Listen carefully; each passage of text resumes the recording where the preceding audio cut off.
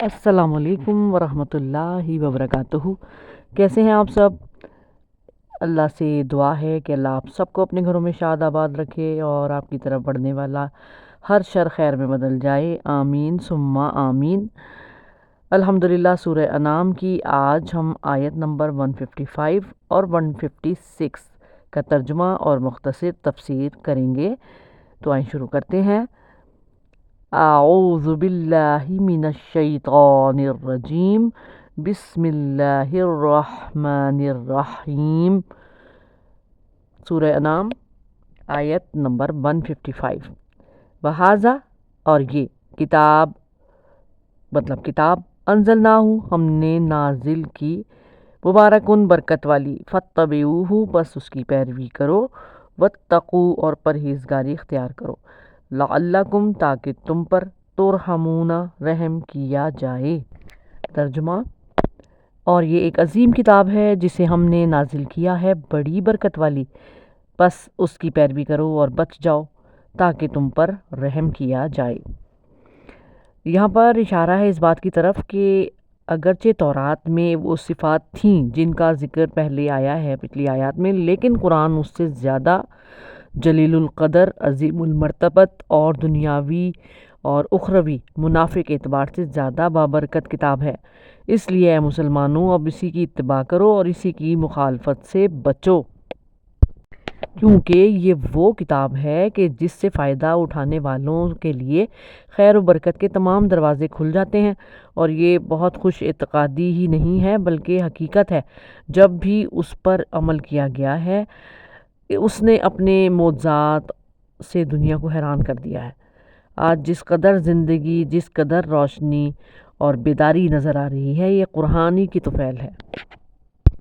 اس کتاب کے اندر خیر ہی خیر ہے اور بے انتہا علم ہے، جس سے تمام علوم مدد لیتے ہیں اور اس سے برکات حاصل کرتے ہیں۔ کوئی ایسی بھلائی نہیں جس کی طرف اس کتاب عظیم نے دعوت اور ترغیب نہ دی ہو، اور اس بھلائی کی حکمتیں اور مصلحتیں بیان نہ کی ہوں، اور کوئی ایسی برائی نہیں ہے جس سے اس کتاب نے روکا نہ ہو، ڈرایا نہ ہو، اور ان کے اسباب کے بارے میں اور ان کے انجام کے بارے میں ذکر نہ کیا ہو، جو اس برائی کے ارتکاب سے انسانوں کو باز رکھتے ہوں۔ تو اللہ تعالیٰ کی رحمت کے حصول کا سب سے بڑا سبب علم اور عمل کے اعتبار سے اس کتاب کی پیروی ہی تو ہے۔ کہا جا رہا ہے کہ ڈر جاؤ اللہ سے تاکہ تم پر رحم کیا جائے۔ جو لوگ یہ سمجھتے ہیں کہ اللہ غفور الرحیم ہے، وہ جان لیں کہ اللہ مجرموں کو معاف نہیں کرے گا۔ جنہوں نے کتاب کو سیکھا ہی نہیں، وہ اس کی پیروی کیسے کریں گے؟ وہ دنیا میں بھی اندھے ہیں اور قیامت کے دن بھی اندھا کر کے ہی اٹھائے جائیں گے۔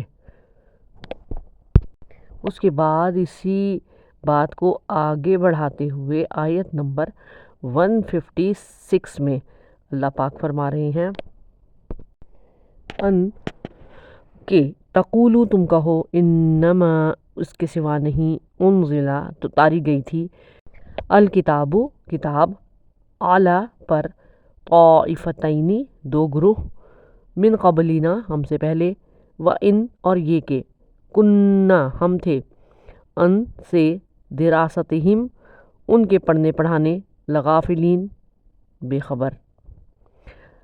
اب تم یہ نہیں کہہ سکتے کہ کتاب تو ہم سے پہلے کی دو گروہوں کو دی گئی تھی اور ہم کو کچھ خبر نہ تھی کہ وہ کیا پڑھتے پڑھاتے تھے۔ دوسرے الفاظ میں ایسا نہ ہو کہ تم کہو کہ کتاب تو صرف ان دو گروہوں پر اتاری گئی جو ہم سے پہلے تھے، اور بے شک ہم ان کے پڑھنے پڑھانے سے یقیناً بے خبر تھے۔ بہت ہی مختصر سی بات تو یہ ہے کہ یہ قرآن اس لیے اتارا گیا تاکہ مشرکین یہود اور نصارہ سے بات ہو رہی ہے، تاکہ تم یہ نہ کہو کہ جو کتاب یہ اتری تھی وہ ہماری زبان میں نہیں تھی۔ اسی لیے اللہ پاک نے قرآن کو عربی میں اتارا اور اس حجت کو تمام کر دیا۔ یعنی کہ یہ خطاب کفار مکہ سے ہے، ان کی طرف یہ کتاب دو وجہ سے نازل کی گئی ہے۔ ایک وجہ تو حجت ختم کرنی ہے، لڑائی جھگڑا ختم کر دینا ہے۔ کہ کون سا جھگڑا تھا؟ کہ تم یہ نہ کہہ سکو کہ یہود و نصارہ کی طرف جو کتابیں اتاری گئی ہیں وہ تو انہی کے لیے تھیں، سب لوگوں کے لیے تو نہیں تھیں۔ کہ ہم بھی ان سے مستفید ہونے کی کوشش کرتے، کیونکہ ہم کو ان کی زبان تو نہیں آتی تھی۔ اب جو کچھ اور جیسے وہ ان کتابوں کو پڑھتے پڑھاتے رہے، اس کی ہمیں کیا خبر ہو سکتی ہے؟ اور دوسرا مطلب یہ بھی ہو سکتا ہے کہ وہ کتابیں تو عجمی زبانوں میں تھیں، عربی میں تو نہیں تھیں، ہم کو تو عربی آتی تھی، لہٰذا ہم ان کتابوں کو کیسے پڑھ سکتے تھے یا پڑھا سکتے تھے؟ اور دوسری وجہ جذبہ مسابقت ہے، یعنی تمہاری طرف کتاب نازل نہ ہونے کی صورت میں تم یہ کہہ سکتے تھے کہ ہمارے دلوں میں یہ ولولہ اٹھ سکتا تھا کہ اگر ہمارے پاس اللہ کی کتاب آتی تو ہم دوسروں سے بڑھ کر اس پر عمل کر کے دکھا دیتے۔ اب جو کتاب تمہاری طرف نازل کی جا رہی ہے وہ کئی لحاظ سے تورات سے بہتر ہے، اور اب تم اپنی مسابقت کا شوق پورا کر سکتے ہو۔ بڑھو آگے، کرو اس پر عمل، لے جاؤ سبقت۔ اللہ نے تو صاف صاف فرما دیا کہ اب تمہارا عذر ختم ہو گیا اور اس کا رسول اس کی کتاب لے کر آ گیا، جو اللہ کی کھلی نشانی، ہدایت کا سرچشمہ اور سراپائی رحمت ہے۔ پچھلی آیات میں اہل کتاب سے خطاب تھا، اور اب اہل مکہ کے حوالے سے پوری دنیا کو مخاطب کیا گیا ہے، تاکہ اہل مکہ کے رہنے والے عرب اور باقی لوگوں کے لیے یہ بہانہ نہ رہے کہ یہود اور نصارہ کی ہدایت کے لیے تو کتاب نازل کی گئی تھی، ہمیں کتاب سے کیوں محروم رکھا گیا؟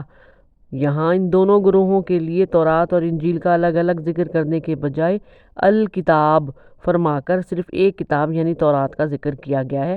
یہ اس لیے کہ انجیل تورات ہی کے احکام کا عکس ہے، اس کی تفصیل ہے۔ اسی بنا پر عیسائیوں یہودیوں کے لیے الکتاب لایا گیا ہے۔ یہ لفظ پھر اہل مکہ اور قیامت تک پیدا ہونے والے انسانوں کو مخاطب کیا گیا ہے کہ اللہ تعالیٰ نے قرآن مجید جیسی اتنی پیاری مبارک کتاب اس لیے نازل فرمائی ہے کہ تمہیں یہ بات کہنے کا جواز نہ مل سکے کہ ہمارے پاس براہ راست کوئی کتاب نہیں آئی جس سے ہم ہدایت حاصل کرتے۔ قرآن مجید اس لیے نازل کیا گیا ہے کہ تمہیں یہ کہنے کا موقع نہ مل پائے کہ اگر ہم پر اللہ کی کتاب نازل ہوتی تو ہم یہود و نصارہ کی طرح گمراہ ہونے کے بجائے ہدایت یافتہ ثابت ہو جاتے۔ اس بہانے کو دور کرنے کے لیے اور حجت تمام کرنے کے لیے، جھگڑا ختم کرنے کے لیے تمہارے پروردگار کی طرف سے واضح کتاب پہنچ چکی ہے، جو کہ سراسر اللہ کی طرف سے ہدایت کا سرچشمہ ہے، اس کی رحمت کا ذریعہ ہے۔ جو شخص اس کتاب کی ہدایت کو جھٹلائے گا، دلائل کو، واضح دلیلوں کو جھٹلائے گا، اس کے منہ دوسری طرف اپنے کر لے گا، تو اس سے بڑھ کر کوئی ظالم ہو سکتا ہے بھلا؟ نہیں، ایسا شخص گمراہی میں پڑھ کر اپنے آپ پر ہی ظلم نہیں کرتا بلکہ اپنی نسلوں کو تباہ کر دیتا ہے اور لوگوں کے لیے ہدایت کا راستے میں رکاوٹ بن جاتا ہے، فتنہ پھیلاتا ہے دنیا میں۔ اور جو لوگ اللہ تعالیٰ کی آیات کو جھٹلائیں، ان سے انحراف کریں اور ہدایت کے راستے میں رکاوٹ بنے، انہیں بدترین عذاب ہوگا۔ اللہ تعالیٰ کی آیات کو جھٹلانے سے مراد زبان سے اس کی تکذیب کرنا، اس کو جھٹلانا یا جان بوجھ کر ان سے اعراض کرنا ہے۔ تو یہ تھی ان دو آیات کی مختصر تفسیر، امید ہے کہ سمجھ میں آئی ہوگی۔ اللہ پاک ہم سب کو اسی طرح قرآن سے جوڑے رکھے۔ اگلی ویڈیو میں اگلی آیات کے ساتھ حاضر ہوں گے، تب تک کے لیے طاہرہ رضوان کو اجازت دیجیے گا۔ اللہ حافظ۔